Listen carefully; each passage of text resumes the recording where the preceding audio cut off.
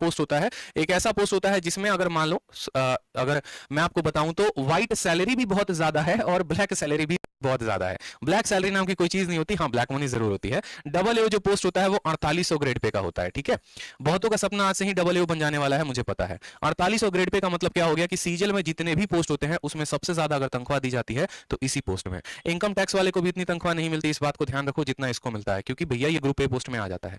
उसके बाद अगर हम बात करेंगे तो डबल ए का जो रिक्रूटमेंट होता है सीधा राष्ट्रपति के द्वारा होता है, राष्ट्रपति के द्वारा इनकी नियुक्ति होती है। समझ रहे हैं बात को, ठीक। अब यहां पर जो है प्रेसिडेंट ही लिख दे रहा हूं, ठीक। अब राष्ट्रपति के द्वारा क्या होती है, इनकी रिक्रूटमेंट होती है। तीसरी बात अगर हम बात करें तो ये गैजेट ऑफिसर पोस्ट होता है, ठीक है। ये हमारा क्या होता है, गैजेट ऑफिसर पोस्ट होता है, GAT। स्पेलिंग गलत हो जाए तो माफ करना, गैजेट होता है आई थिंक, ठीक है, पता नहीं है, जो भी है, गैजेट ऑफिसर एक पोस्ट होता है, ठीक है।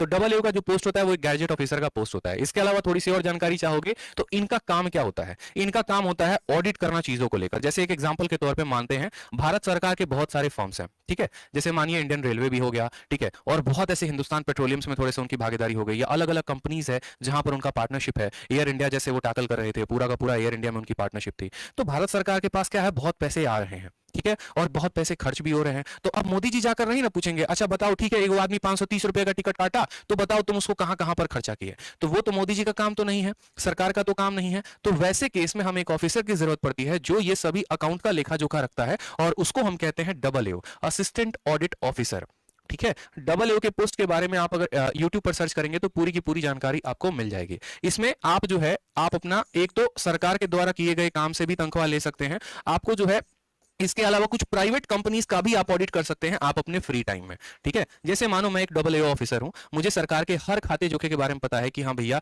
यहाँ इतना पैसा आता है, वहां इतना खर्चा होता है। तो बहुत ऐसे प्राइवेट कंपनीज भी होती हैं जो मुझे अप्रोच कर सकती हैं कि सर हमारा भी थोड़ा सा अकाउंट देख लीजिए। जैसे जब आप बड़े लेवल पे पहुंचेंगे ना तो आपको एक सीए की आवश्यकता होती है, ठीक है। सीए कौन होता है, चार्टर्ड अकाउंटेंट, जो पूरे आपके अकाउंट का लेखा जोखा रखता है। उसी तरीके से यहाँ पर डबल ए सरकार का एक तरीके से पूरा का पूरा लेखा जोखा रखता है। इसमें अगर आप बात करेंगे, ठीक है, थोड़ा बहुत ऊपरवार की, तो देखो ऊपरवार के बारे में लिखूंगा नहीं, हाँ बहुत पैसा है। अगर जैसे मानो कि कोई XYZ कंपनी है, उसको अपना थोड़ा सा टैक्स वैक्स कुछ बचाना है, तो वो सीधा उस ऑफिसर को अप्रोच करता है कि भैया देखो हमारा थोड़ा सा कुछ इधर उधर काम करवा दो और तुमको इतना परसेंटेज दे देंगे, ये दे देंगे, वो दे देंगे। तो इस तरीके से इनकी सीधी डीलिंग परसेंटेज में होती है। समझ में आ रहा है बात। तो इसमें पैसा बहुत है, अगर बात करोगे पैसे की तो पैसा बहुत है, और सीजीएल से थोड़ा सा हटकर इनका पेपर देना होता है। जैसे अधिकतर आप लोग बहुत बच्चे सुनते हैं कि सीजीएल में 3 लिस्ट निकलता है, लिस्ट 1, लिस्ट 2, लिस्ट 3। आप सुनते हैं कि नहीं सुनते हैं, बताओ। सुनते हो ना कि एक आता है हमारा, यहीं पर बता दे रहा हूं इसी पन्ने में, एक आपका होता है लिस्ट नंबर 1, दूसरा होता है आपका लिस्ट नंबर 2, और तीसरा होता है लिस्ट नंबर 3। अगर जिन्होंने तीनों लिस्ट के बारे में नहीं जानकारी प्राप्त है तो हमारा टेलीग्राम चैनल ज्वाइन करके देख लेना, ठीक है। डिस्क्रिप्शन, टेलीग्राम का जो लिंक है वो डिस्क्रिप्शन में है। अब 3 लिस्ट आते हैं तो क्या कभी फोकस किया है आपने कितनी लिस्ट एसएससी क्यों देती है, या ऐसे गए और ठीक है लिस्ट आए? नहीं भैया, हर लिस्ट के अपने अपने मायने हैं।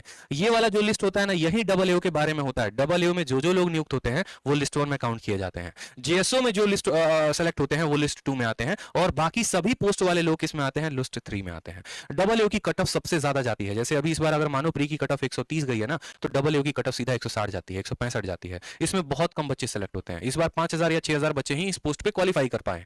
इसके अलावा जब आप मेंस देने जाते हैं तो आपको इस बार के मेंस के 2 दिन याद होंगे। 2 दिन अलग अलग पेपर हो रहा है, एक 28 को हो रहा है और एक 29 को। तो 28 को तो वो सभी बच्चे पेपर देंगे जो लिस्ट 3 में है, और 29 को सिर्फ वही पेपर देंगे जो लिस्ट 1 और लिस्ट 2 में है। उनको एक अलग से 2 पेपर देने होते हैं 200 नंबर के। तो इनका कट ऑफ भी अलग निकलता है, इनका सिलेक्शन भी अलग होता है। और डबल ए का गेम यहीं पर खत्म नहीं होता। डबल ए में अगर आप चयनित हो जाते हैं ना, तो उसके बाद फिर एक डिपार्टमेंटल पेपर भी होता है। समझ रहे हो, मतलब यहां सिलेक्शन हो गया, तुम्हारा नाम आ गया कि तुम एक डबल ए ऑफिसर बन गए। उसके बाद जब तुम जाओगे, तुम्हारी ज्वाइनिंग आएगी, तो उसमें भी डिपार्टमेंट का तुमको पेपर देना होगा। अगर डिपार्टमेंट का पेपर तुम क्वालिफाई नहीं कर पाए तो तुमको डिग्रेड कर दिया जाएगा, तुम्हारा प्रमोशन नहीं होगा, और पीछे वाले पोस्ट पे चले जाओगे, ठीक है।